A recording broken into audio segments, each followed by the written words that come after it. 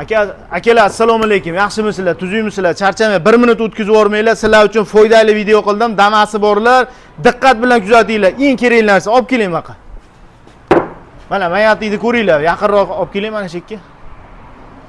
Pachinili mayatlik. Qo'yib berganimizga ancha yil bo'libdi. Mana lufti yo'q mana.